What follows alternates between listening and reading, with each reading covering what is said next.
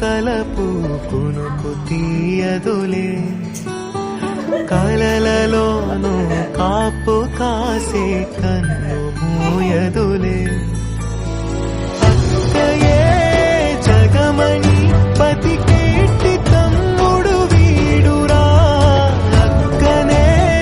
బిడ్డగా పెంచేటి అమ్మైనాడురా